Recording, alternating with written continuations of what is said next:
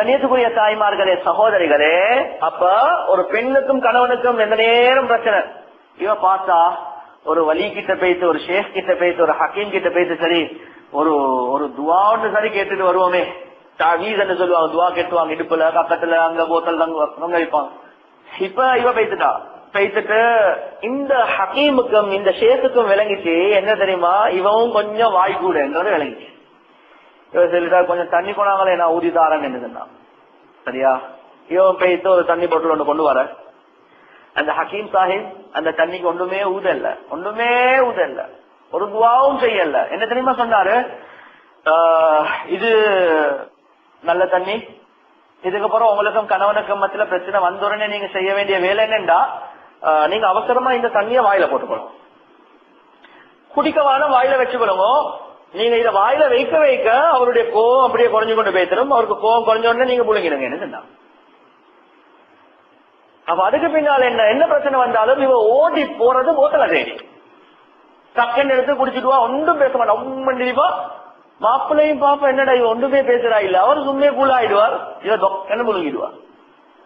கொஞ்ச நாளைக்கு பின்னால வந்து சென்னோடனே அந்த ஷேக் சொன்னா, நான் அதுக்கு ஒன்றுமே ஊத இல்ல, உங்களோட பேச்ச குறைக்கிறதுக்கு தான் அந்த தண்ணிய வாயில வச்சுக்கொள்ள சொன்னேன். உங்களோட பேச்சு குறைஞ்சிட்டு அவருடைய பேச்சு குறைஞ்சிட்டு அதோட நீங்க தண்ணிய புழுங்கிட்டீங்க, உங்களோட சமாதானம் உண்டாய். கண்ணியத்துக்குரிய தாய்மார்களே, சகோதரிகள், எனவே பேச்சிருக்கிறே, இந்த பேச்சு வந்து சண்டைய கூட்டுமே தவிர ஒரு நாள் சண்டைய படைக்காது. அதுதான் அந்த காட்டறிவி சொல்றாரு,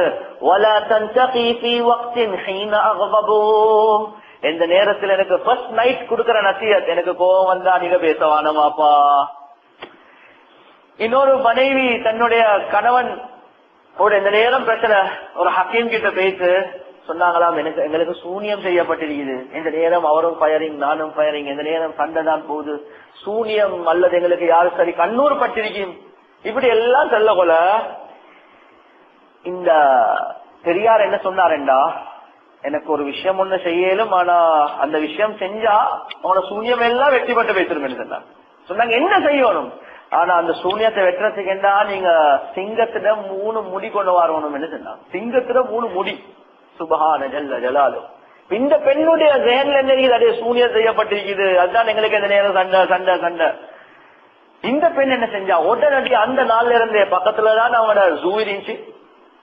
அவன் என்ன செஞ்சா, எதனாலும் ஜூக்கு போற பழக்கம், இறைச்சி கொஞ்சம் கொண்டு போவா, டைம் பிக்ஸ் பண்ணுவா, அந்த டைமுக்கு போயிட்டு இறைச்ச போட அந்த சிங்கம் அப்படியே கூட்டுக்குள்ளே தின்னக்கூடிய பழக்கம். இந்த நேரம் போட்டு கொஞ்ச நாள் வர வர என்ன செஞ்சா, இந்த சிங்கமும் ரொம்ப இந்த பெண்ணோட பழக்கப்பட்டுச்சு.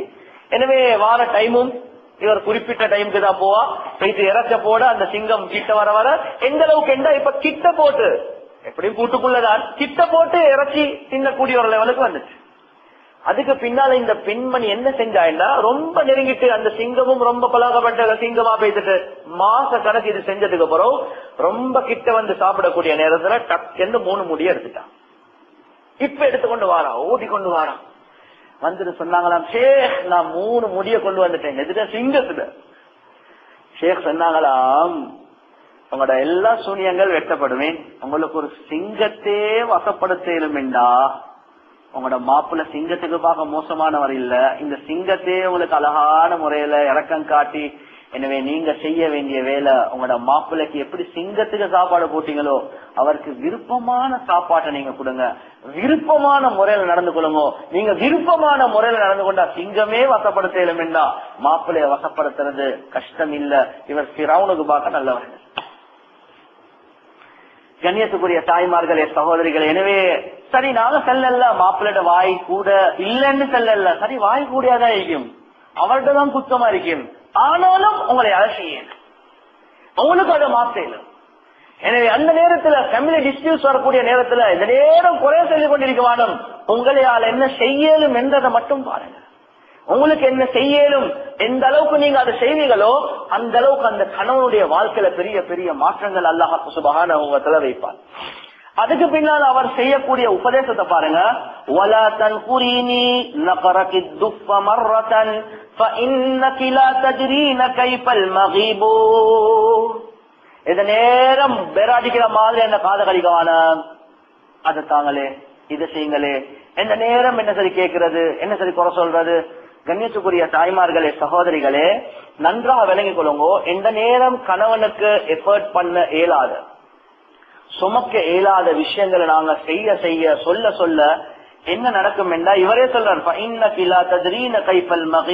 உங்களுக்கு எந்த ஜவாப் எந்த அமைப்புல வரும் என்றது உங்களுக்கு தெரியாது.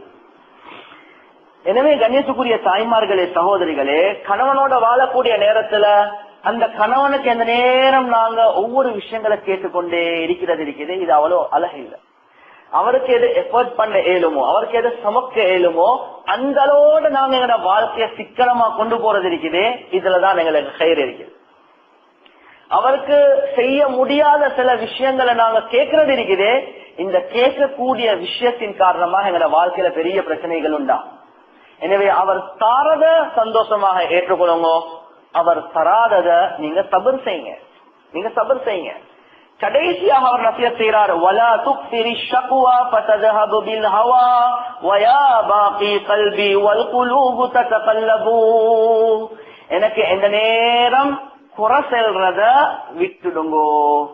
ஏனென்றா நீங்க எனக்கு குறை செல்ல எனக்கு உங்களைய பற்றி இருக்கக்கூடிய கான்பிடன்ஸ், உங்களைய பற்றி இருக்கக்கூடிய மஹப்பத் குறைஞ்சிடும்.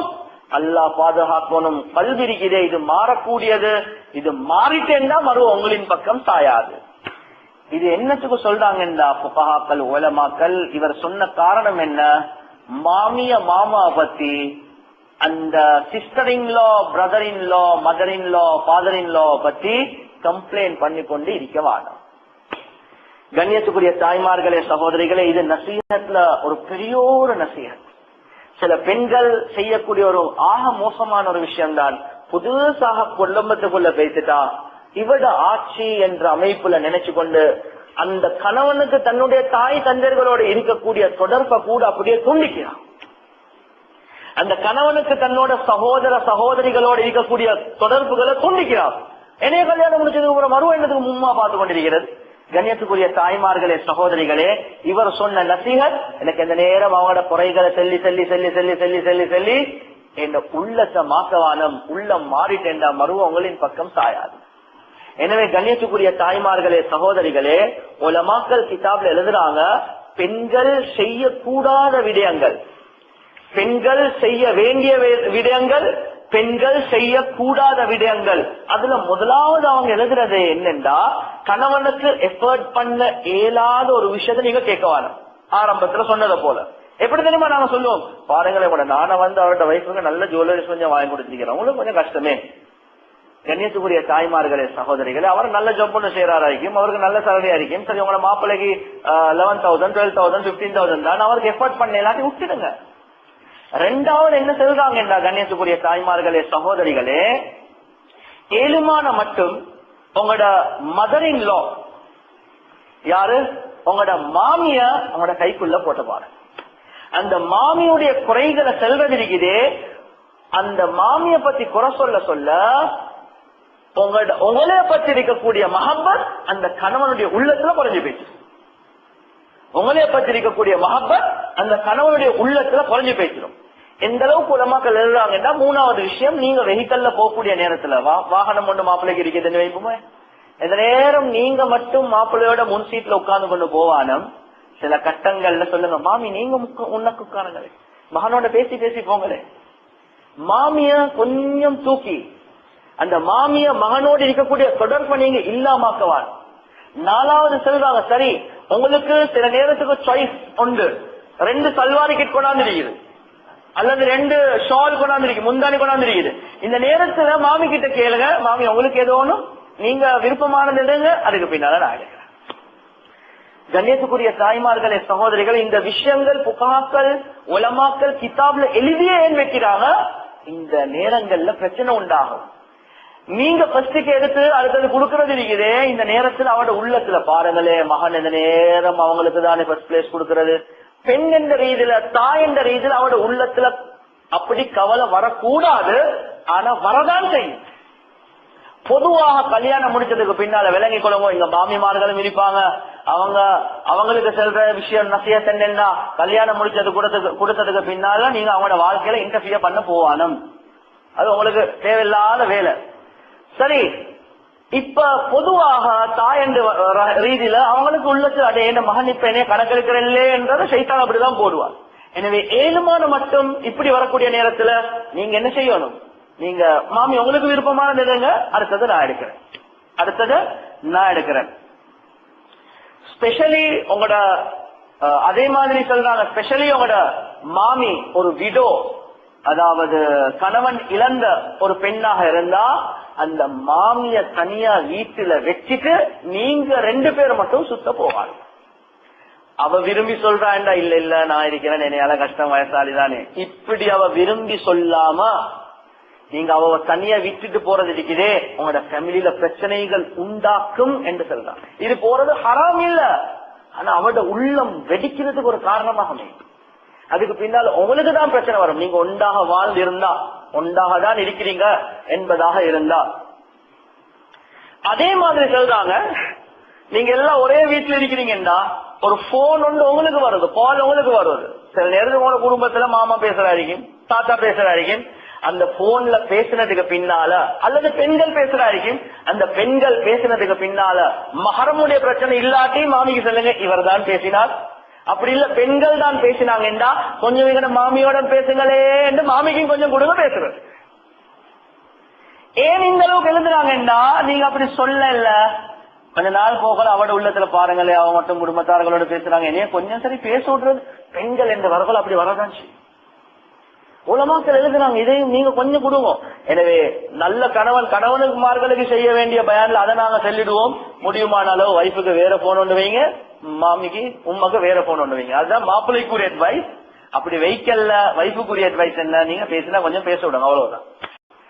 கண்ணியத்துக்குரிய தாய்மார்களே, சகோதரிகளே, ஆக சாலிஹான மனைவியுடைய சிஃபத் என்னன்னா கிதாப்ல எழுதுறாங்க, ஹஸ்பண்ட் இப்ப சம்பாரிச்சு சேலரிய இவ்வளவு காலம் உம்மட கையில தான் கொடுத்து கொண்டிருந்தா, சேலரிய யார கையில, உம்மட கையில தான் கொடுத்து கொண்டிருந்தா, இப்ப கல்யாணம் முடிச்சதுக்கு பிறகு அந்த சேலரிய எடுத்துக்கொண்டு அவருடைய உம்மட கையில கொடுக்காம மனைவிட கையில கொடுக்கக்கூடிய நேரத்துல அந்த மனைவி செல்லணுமா, இவ்வளவு காலம் நீங்க உண்மைக்கு தான் உங்களோட சேலரிய கொடுத்து கொண்டிருந்தீங்க, அப்படியே மெயின்டைன் பண்ணினா நல்லமே, மறுவ நான் அதை எடுத்து அவங்களோட உள்ளத்துல பிரச்சனைகள் வாரத்துக்கு பார்க்க நீங்க உங்களோட தாய்க்கு கொடுங்க, நீங்க எனக்காக வேண்டி செலவழிக்கிறீங்க தானே, இதே எனக்கு போதும் என்று எனக்கு தரவானம் மாமிக்கே கொடுங்க என்று செல்லக்கூடிய பெண் சாலிஹான பெண், பிரச்சனைகளை குறைக்கக்கூடிய பெண். ஆனா இந்த காலத்துல என்ன தெரியுமா நடக்கும், எப்ப வந்தாலும் உங்களுக்கு உண்மைதான் அப்படிதானே சொல்லுவாங்க. எனக்கு என்ன சரி வாங்குறேன்னா உங்களுக்கு தங்கச்சிக்கு வாங்காம இருக்கலாதே, கல்யாணம் வந்தாலும் அவங்களுக்கு எல்லாமே அவங்களுக்கு இன்னும் செய்யுங்க எங்களுக்கு தேவையில்லை.